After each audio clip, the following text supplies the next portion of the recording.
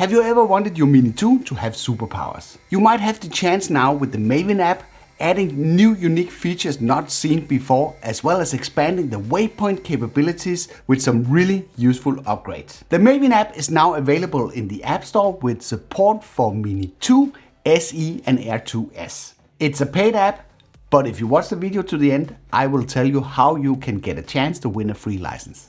There's a lot to cover, so let's jump right in. When you launch the app, it's super clean and minimalistic, and you have access to all the features that you would expect to be available through a third-party interface. At first glance, it looks a bit boring. Don't be fooled by that, because it packs a lot of cool features, as well as using augmented reality to display home point and point of interest directly on the screen. Let me start by showing you waypoints. When you start a new mission, you have the options to do it from scratch, import a CSV file, fly a mission and then record it. I planned a mission before I went on location by simply adding a point of interest, and then I added a waypoint, making that point towards the point of interest, adjusted the height so I made sure it cleared the surroundings. Sometimes this is pretty fiddly on a tiny screen, but with the Maven app you get a magnification glass that will allow you to fine adjust the position of the waypoint. Then adding additional 3 waypoints by just long pressing the screen, where all the waypoints inherit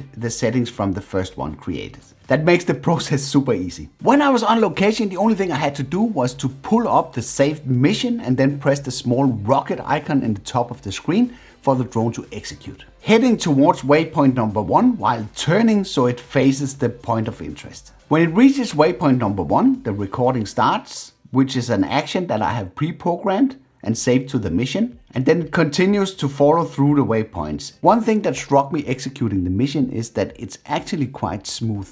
Of course it's not perfect, and you can further improve this by increasing the distance to the point of interest and also playing around, of course, with the curves and the spacing between each waypoint. To me, this is the smoothest implementation I've seen based on virtual sticks. Meaning that the mission is not stored locally in the drone. Once reaching the final waypoint, I programmed the drone for return to home. Now you're probably thinking, oh, there's really no surprise here. You can set up a waypoint mission and then that's it.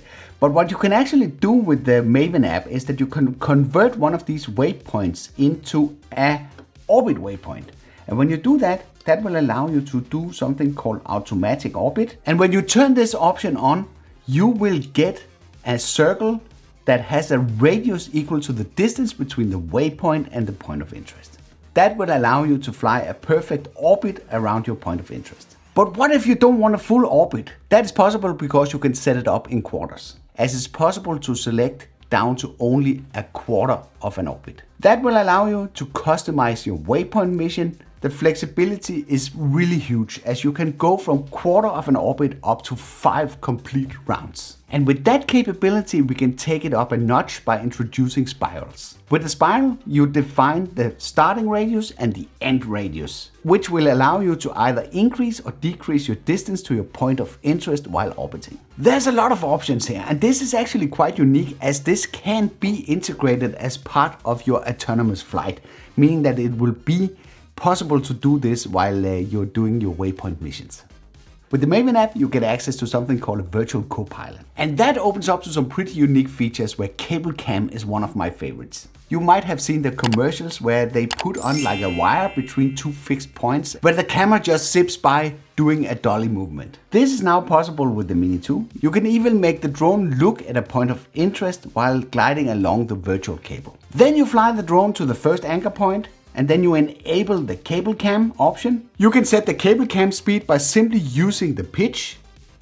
Roll will disable the mission at any time. Regardless of the selected speed, the drone will stop automatically when it reaches the endpoint of the virtual cable. You can also do an instant orbit with the virtual copilot. Again, you can use the pitch and roll to adjust the speed of the orbit as well as the radius. You can increase the altitude for a nice upward going spiral while the drone and camera is still facing the point of interest, giving you the chance to make some really unique shots. If you switch the virtual copilot into Track Me, you will enable the tracking capabilities of the Maven app, where it will follow the position of the controller, where the position is shown in blue as augmented reality directly on the live feed. I can make the drone circle around me while I'm walking. And I can adjust real time the rotation speed as well as the distance to me and the altitude by simply using the sticks on the remote. All of this while it's trying to keep its relative position to the controller. This works a lot better than expected, but you have to be careful as there's no sensors protecting the drone.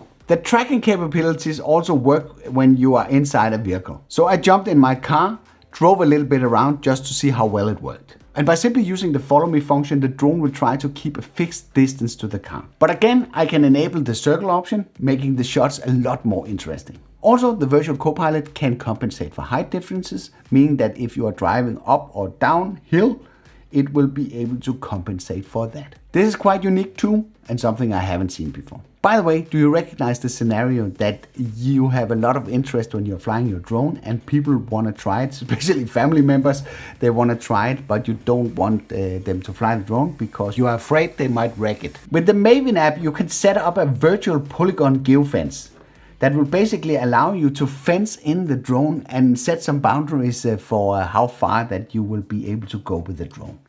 And in that way, you can put up like a safe zone where you can fly around with the drone and the drone will automatically stop when it's getting close to the edge of this geofence. In that way, you can keep the drone away from colliding with anything, and it's super convenient. It can be enabled and disabled whenever you need it. As you can see, there's a lot of cool features included here.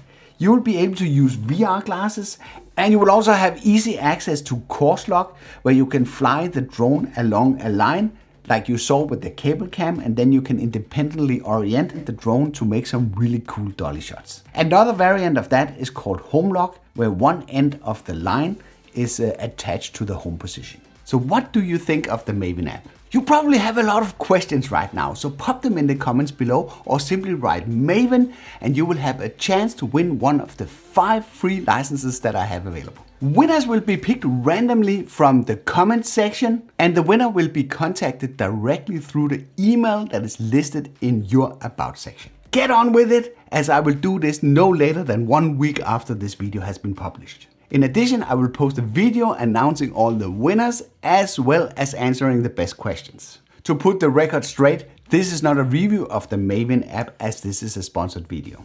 But this does not take away that this is a really cool app that's very easy to use and brings some really unique features to the table that we haven't seen by competing apps like Rainbow and Litchi. I'll be doing more videos about the Maven app, covering the individual features more in details, and I'll make sure to put all of these videos in a playlist that you can access through this card.